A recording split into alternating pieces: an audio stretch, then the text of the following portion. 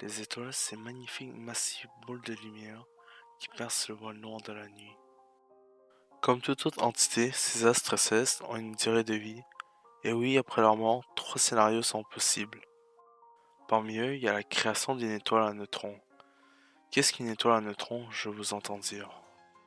Eh bien, nous allons répondre à cette question en abordant les deux aspects suivants, son origine et ses caractéristiques. Quelle est l'origine d'une étoile à neutrons? Tout d'abord, on doit vous expliquer la constitution de la matière.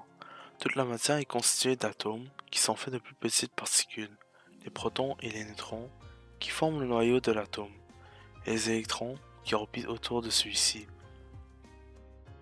Les protons ont une charge positive, les électrons une charge négative, et les neutrons n'ont pas de charge.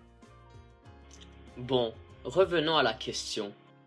À l'intérieur de toute étoile, il se produit un phénomène de fusion constant. En effet, des atomes se fusionnent ensemble pour créer des éléments plus lourds. Une étoile qui ne peut plus effectuer ce phénomène meurt. Si l'étoile mourante est de petite taille, elle va donner une naine blanche, qui est une petite étoile qui va émettre une faible lumière durant des milliards d'années. Si l'étoile était un supergéant, sa mort va engendrer un trou noir.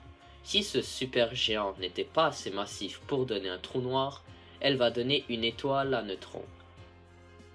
En effet, l'atmosphère de l'étoile va exploser et va ensuite créer une supernova ou une hypernova.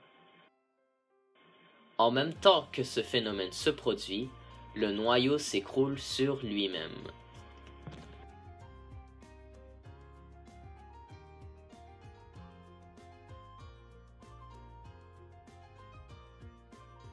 Lors de ceci, les atomes sont tellement compressés que les protons fusionneront avec les électrons, ce qui produira des neutrons et des neutrinos. Les neutrinos sont des particules qui vont très rapidement se perdre à cause de leur manque d'attache causé par une absence de charge. Les neutrons resteront collés par gravité pour créer une étoile extrêmement dense, l'étoile à neutrons.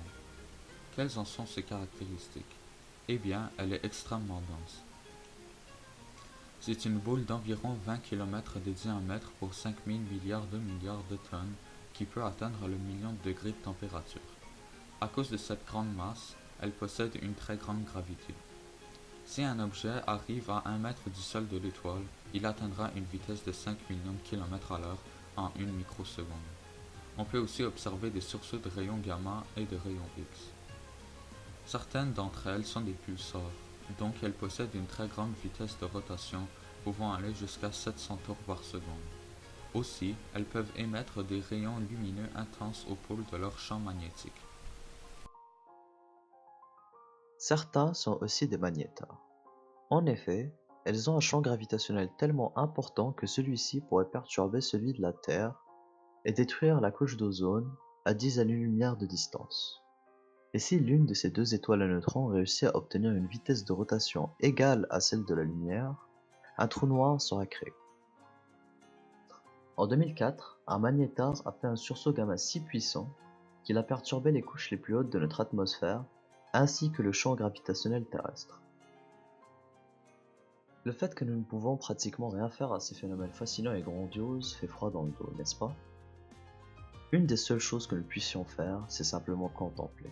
Contempler un univers si riche tout en essayant de le comprendre.